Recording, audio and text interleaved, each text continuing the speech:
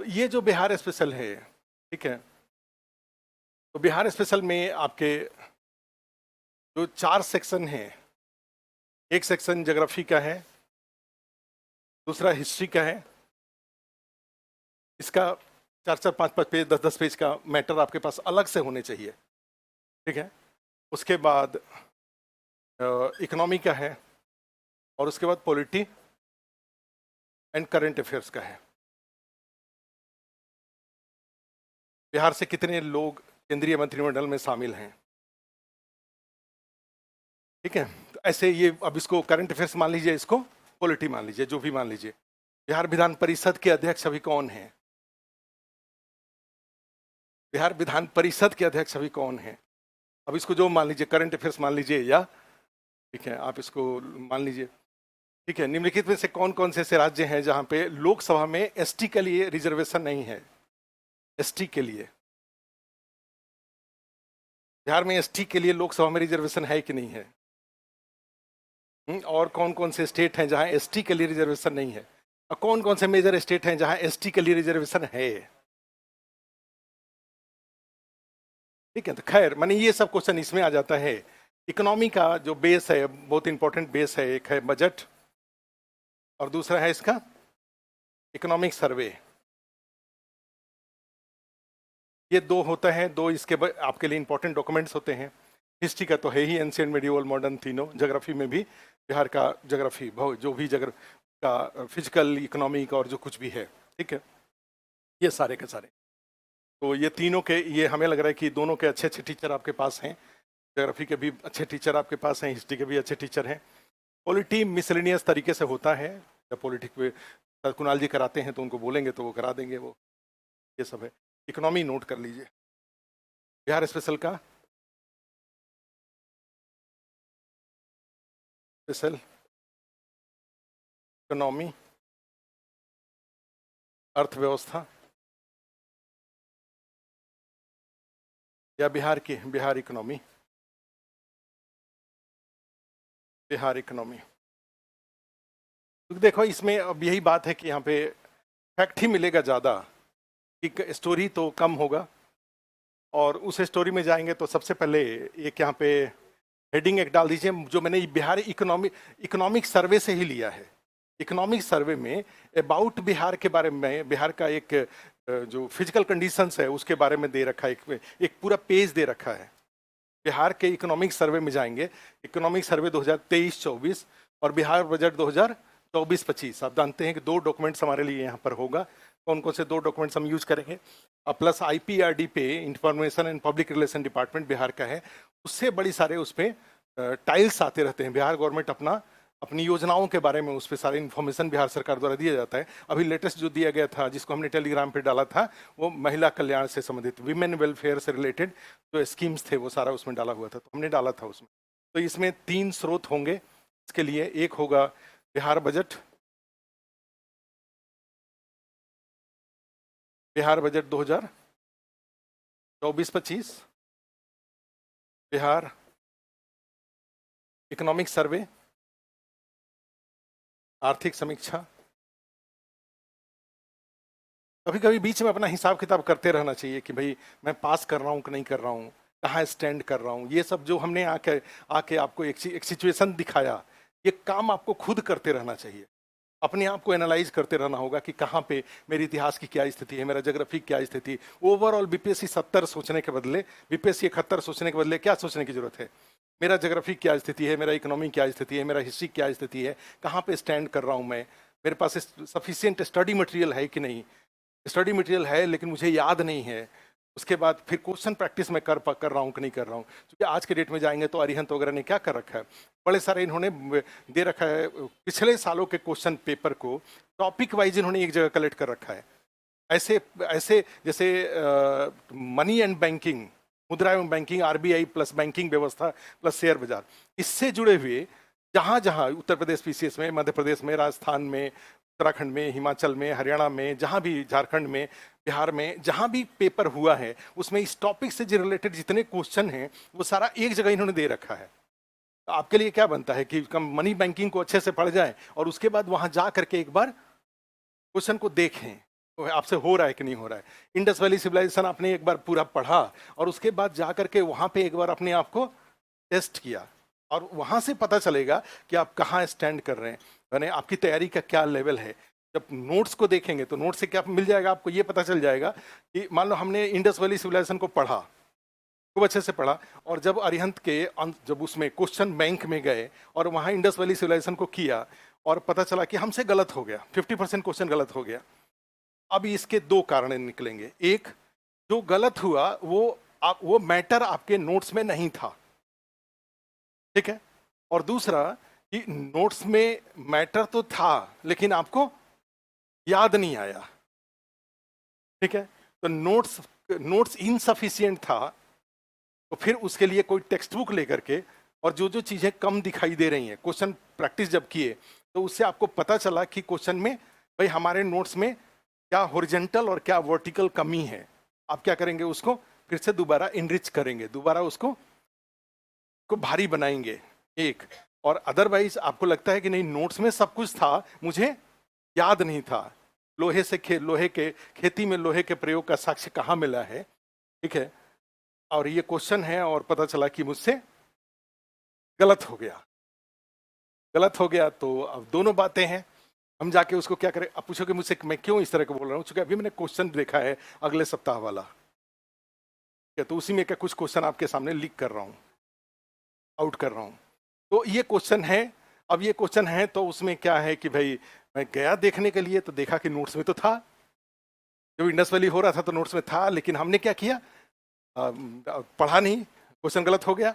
और दूसरा तरीका इसमें यह आता है कि भाई ये क्वेश्चन नोट्स में था ही नहीं, जब एक बार पढ़ा उसके बावजूद उसमें खोजा तो उसमें था ही नहीं, नहीं था तो फिर अब इसको, लेकिन है तो इम्पोर्टेंट ही है कि खेती में लोहे के प्रयोग का जो प्रमाण है वो कहाँ से मिला है, ये तो जानकारी होनी चाहिए। और जानकारी नहीं है तो इसका मतलब है कि नोट्स इनसफिशिएंट है, नोट्स को थोड़ा ठीक करना पड़ेगा, ठीक है। हस्तिनापुर किस राज्य में है, अभी हस्तिनापुर किस राज्य में है?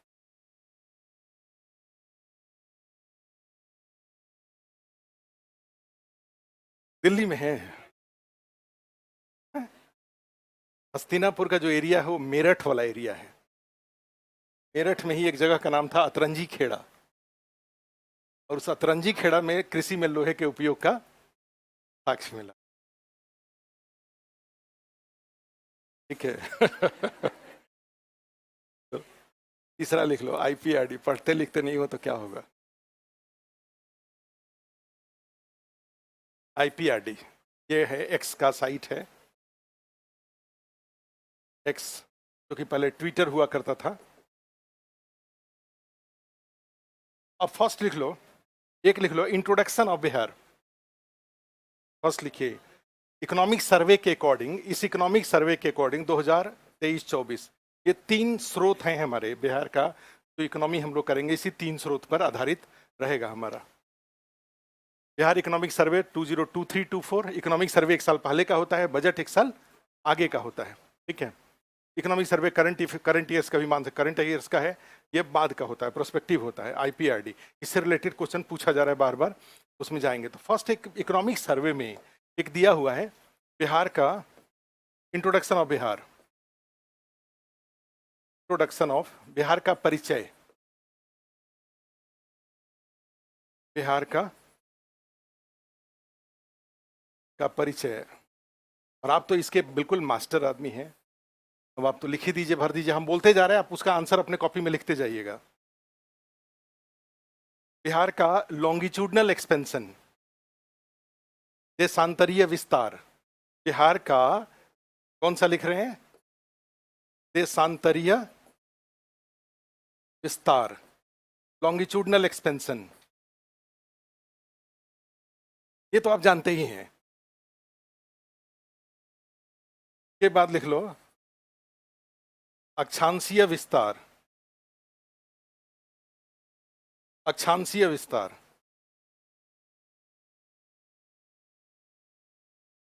लैटिट्यूडनल एक्सपेंशन,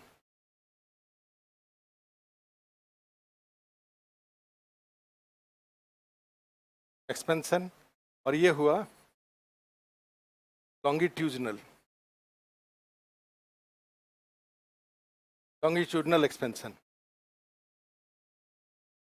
देशांतरीय विस्तार और लैटिट्यूडनल, ये इकोनॉमिक सर्वे में दिया हुआ है। ऐसे ही सर्किल बना के लिखो, लाइन में मत लिखना। दूसरा लिखो, बिहार का क्षेत्रफल, area, area of Bihar, Bihar का क्षेत्रफल के बाद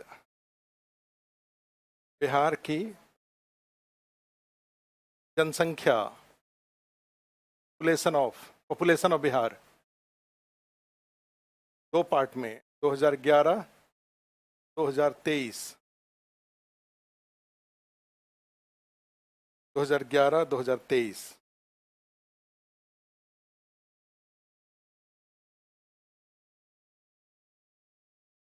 बिहार में, बिहार क्यों लिख रहे हैं, बिहार तो लिखा ही हुआ है। क्षेत्रफल, जनसंख्या है, क्षेत्रफल, उसके बाद लिखो कुल कमिश्नरी, कमिश्नरी को बोलते हैं प्रमंडल, प्रमंडल, तब इंटरव्यू का क्वेश्चन है। प्रमंडल मतलब तो होता है कमिश्नरी, टोटल कमिश्नरी। आपको तो ये भी नहीं याद होगा कि आप किस कमिश्नरी के हैं, याद है सबको? जिला तो पता है, कमिश्नरी का पता नहीं। प्रमंडल, उसके बाद जिला, पुलिस जिला, district, police district, sub division, अनुमंडल, ब्लॉक, पंचायत। सबका आंसर आपको पता है। टोटल डिस्ट्रिक्ट लिख लो, district, police district, sub division, block, panchayat, लिख लिए? चलो सबका आंसर लिख लो।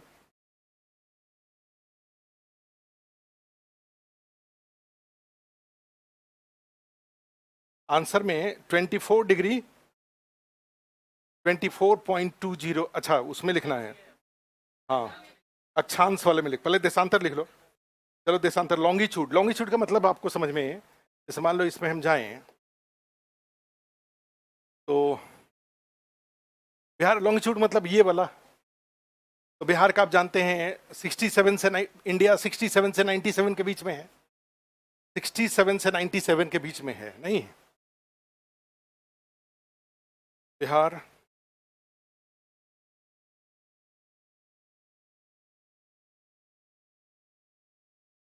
लॉन्गिट्यूड,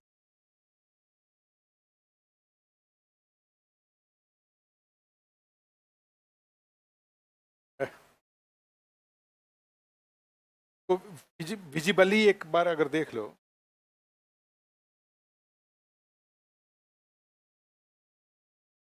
इंडिया ही देख लें, इंडिया देखते हैं।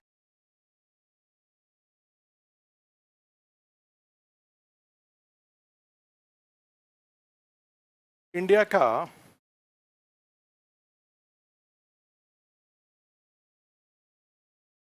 इंडिया का ये दिखाई दे रहा है, ये जो दिखाई दे रहा है,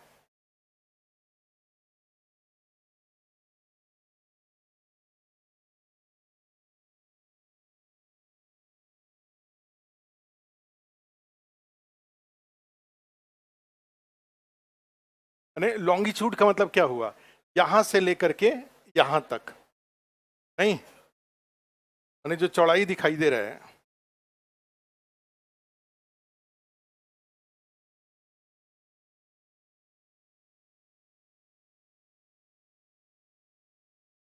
अच्छा माने ये जैसे बताना चाह रहे हैं यहां से यहां तक, और उसमें बिहार है, तो ये बिहार का लॉन्गिट्यूड माने इस तरीके से यहां से यहां, ये लॉन्गिट्यूड हो गया, और ये वाला क्या हो गया, लैटिट्यूड हो गया।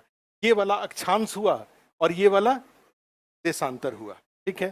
तो देशांतर पहले लिख लीजिए, लॉन्गिट्यूड लिख लीजिए, और लॉन्गिट्यूड में लिख लो 83.19, 83.19 to 88.17, ठीक है, 83.19 to 88.17 लिख लिए। अब अक्षांश लिख लो 24.20,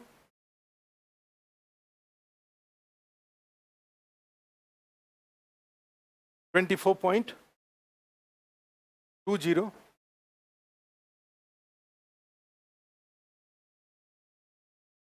24.20, 24.20 से 27.31, 27.27 डिग्री 31 मिनट। अच्छा, इतने तक याद रहेगा। तो दोनों अक्षांश, लॉन्गिट्यूड लैटिट्यूड दोनों हो गया, याद रखिएगा जरूर। ये क्वेश्चन कभी जब पूछेगा ना तो ये गलत हो जाता है, इस तरह के क्वेश्चन सामने। दूसरा क्वेश्चन कौन सा है? क्षेत्रफल, area 94,163 square kilometre, kilometre square, 94,163 kilometre square, ठीक है। जनसंख्या 2011 के अकॉर्डिंग 10 पॉइंट कितना, 10 पॉइंट है 10 करोड़ 38 लाख,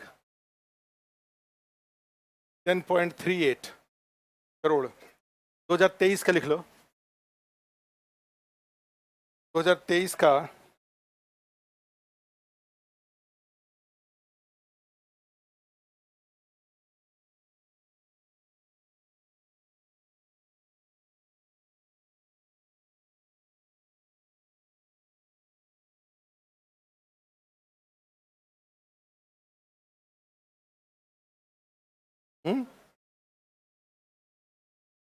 13.07, 13.07 करोड़।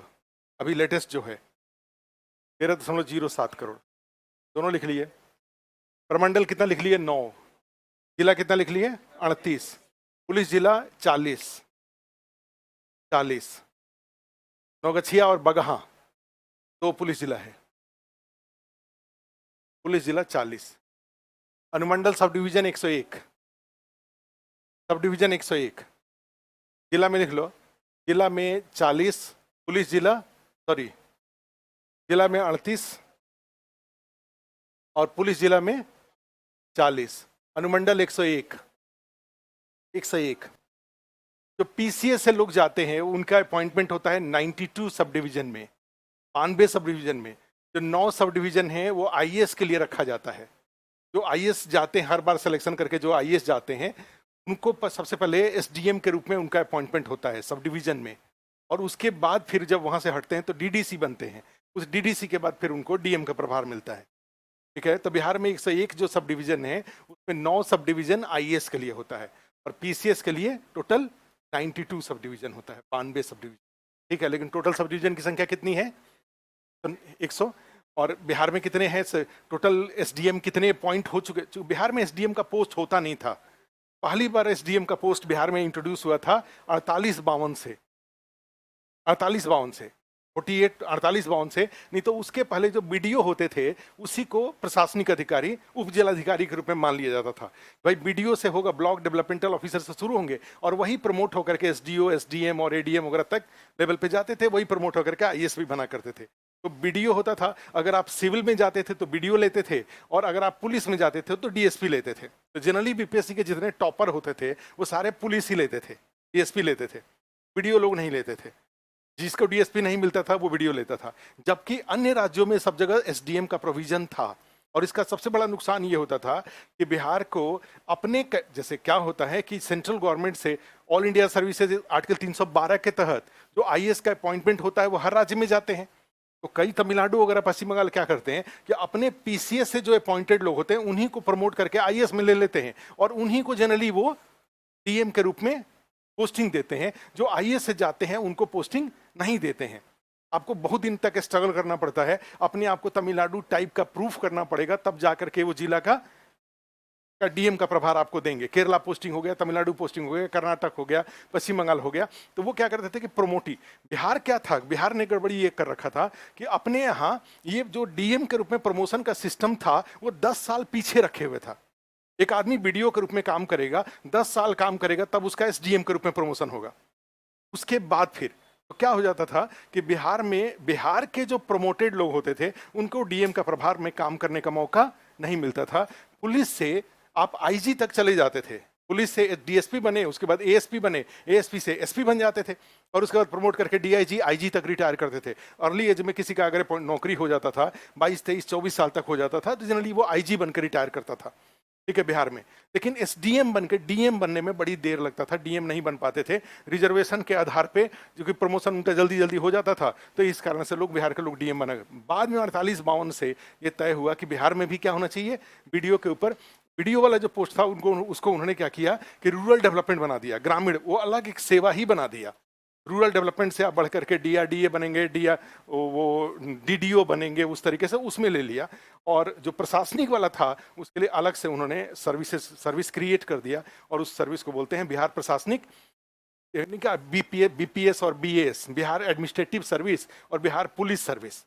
तो जो बिहार एडमिनिस्ट्रेटिव सर्विस का अपॉइंटमेंट होना शुरू हुआ 48-52 से, और इसीलिए जो 48-52 वाले लोग हैं वो बड़े जल्दी सब डिवीजन में, उनको अनुमंडल में आ गए थे, वो सब डिवीजन बन गए थे।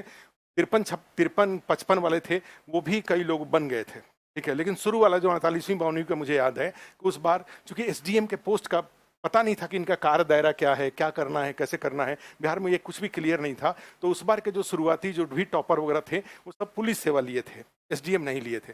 लेकिन बाद में लोगों ने एसडीएम लेना शुरू कर दिया।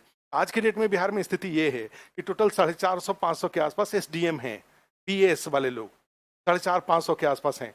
और समस्या उनके पास ये है कि सब डिवीजन टोटल है 92 सब डिवीजन है, और 534 ब्लॉक है। तो ये बड़ा कंफ्यूजन क्रिएट हुआ कि जब बीएस वाले लोग ट्रेनिंग के लिए जब ब्लॉक में गए, तो वहां के बीडीओ ने उनके लिए जगह ही खाली नहीं किया। तो बाद में बिहार सरकार को एक जारी करना पड़ा, सर्कुलर जारी करना पड़ा कि प्रोटोकॉल में जो बीएस वाले जूनियर होने के बाद भी, मैंने 60-62 का कोई अगर बीएएस है और 53-55 का बीडीओ है, तो प्रोटोकॉल में ये जो बीएएस वाले हैं वो सीनियर माने जाएंगे, और जो बीडीओ होंगे वो जूनियर माने जाएंगे, प्रोटोकॉल में नीचे माने जाएंगे। इसको क्लैरिफिकेशन करना पड़ा बिहार सरकार को। अदरवाइज बीडीओ के पास सबसे अच्छी बात ये होती है कि उनके पास 534 ब्लॉक है, तो उनको अपना, जैसे ही नौकरी उनको मिलता है वैसे ही उनको उनका साम्राज्य मिल जाता है। साम्राज्य मिलने का मतलब क्या हुआ कि उनको एक ऑफिस मिल जाएगा, गाड़ी मिल जाएंगे, उनको सब कुछ स्टाफ वगैरह सारा मिल जाएगा, 74-75 योजनाएं मिल जाएंगी उनको चलाने के लिए। तो बीडीओ के इस मामले में काम बिल्कुल डिफाइंड था। जो बीएस वाले हैं उनका काम डिफाइंड नहीं था। डिफाइन नहीं होने से क्या हुआ, डीएम की इच्छा पर डिपेंड कर गए, और वो क्या करते हैं कि बड़ा ही दुर्दशा कराते हैं लोग। कई लोगों को दुर्दशा हो जाता है, उनको सूचना अधिकारी बना के छोड़ देंगे, जिला लेवल पे जन वितरण प्रणाली से जोड़ देंगे। तो जन वितरण प्रणाली वगैरह से जोड़ेंगे तब तो फिर भी ठीक है। और दूसरा है कि बीएस वाले बड़े सारे काम हैं जो अन्य सेवा के लोगों को भी दे दिया जाता है। और अन्य सेवा में कौन सी सेवा है, जैसे मान लीजिए वो एक इलेक्शन ऑफिसर वाला पोस्ट होता है, निर्वाचन अधिकारी। निर्वाचन अधिकारी तो 2-3 बार ही काम आता है, एक बार विधानसभा का, एक बार लोकसभा का, और एक बार पंचायत का, 3 बार काम आता है। उसके बाद वो क्या करेंगे, तो डीएम साहब क्या करते हैं कि जो निर्वाचन अधिकारी जितने हैं उनको सबको एसडीएम वाला काम सौंप देते जिला के स्तर पे। ठीक है, तो ये कई बार एसडीएम के साथ थोड़ी बहुत गड़बड़ी बिहार में होती रहती है, लेकिन वो 92 पे आना एक डिफिकल्ट काम है। उसके लिए अपनी जाति का होना और पता नहीं क्या क्या, बड़ी सारी योग्यताएं आपके अंदर में होनी चाहिए, तब जाकर के वो 92 में आप अपॉइंट हो पाएंगे। अपने यहाँ के कई लोग उस 92 में हैं, लोग उसमें हैं। क्या लिखे, अनुमंडल sub division 101, block 534, block 534, 534, panchayat 8406, 8406, 8406। ठीक है, अब लिखिए कुछ कुछ और फैक्ट इसी में डालते, इसी में नोट करिए कुछ और फैक्ट, लिखिए। जहां क्षेत्रफल लिखे थे ना उसके ब्रैकेट में लिख लो देश में 12वां, 12th पोजीशन। कहीं क्षेत्रफल आपने लिखा था, देश में बिहार का कौन सा रैंक है? और जहां जनसंख्या लिखे थे उसमें लिख लो तीसरा, थर्ड।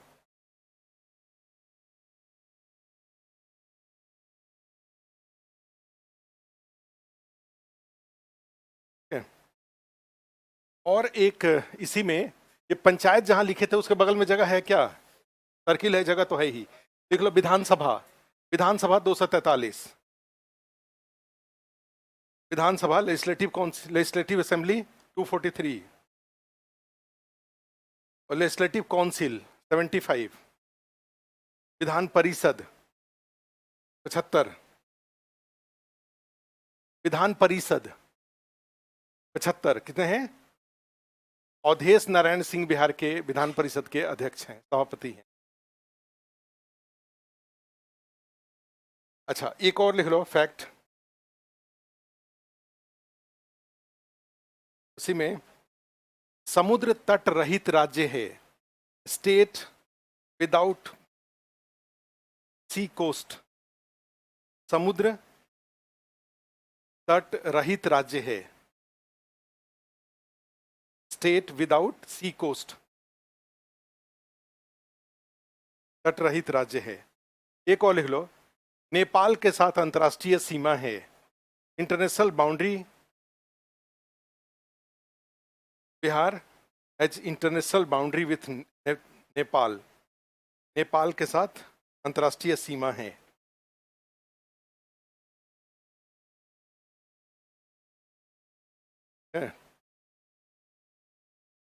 जलवायु, क्लाइमेटिक कंडीशन,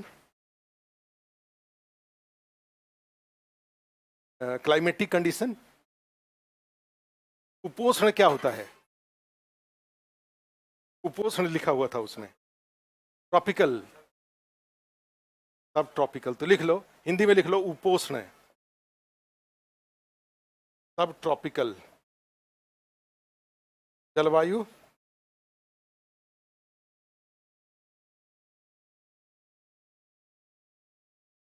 हाँ, सब ट्रॉपिकल, उपोष्ण कटिबंधीय, उपोष्ण कटिबंधीय, ठीक है। अच्छा, ये जो लॉन्गिट्यूड लैटिट्यूड लिखे थे, तो लॉन्गिट्यूड में लिखना था ईस्ट, और लैटिट्यूड में लिखना था नॉर्थ, ध्यान रखिएगा। जहां देशांतर लिखे थे ना वहां पर पूर्व, और जहां अक्षांश लिखे थे वहां उत्तर, ध्यान रखिएगा इस चीज को। अब नेक्स्ट एक हेडिंग डाल लो, अच्छा उसी में लिख लो एक लाइन नीचे लाइन खींच करके, जातिगत सर्वे, जाति सर्वे, कास्ट सेंसस, जाति सर्वे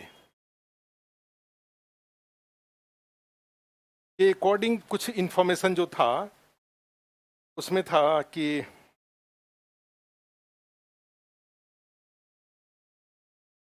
जनघनत्व, पॉपुलेशन डेंसिटी 2011 और 2023, पॉपुलेशन डेंसिटी 2011 और 2000, जनघनत्व लिख करके, जनघनत्व क्या होता है? प्रति स्क्वायर किलोमीटर एरिया में रहने वाले लोगों की संख्या, इसी को बोलते हैं ना जनघनत्व। हाँ?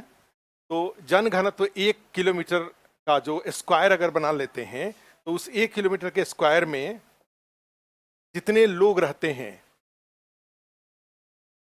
अगर 1 किलोमीटर, 1 किलोमीटर, ये जो 1 किलोमीटर है चारों जो स्क्वायर है, इस एरिया में जितने लोग रहते हैं उसको बोलते हैं जनघनत्व, ठीक है।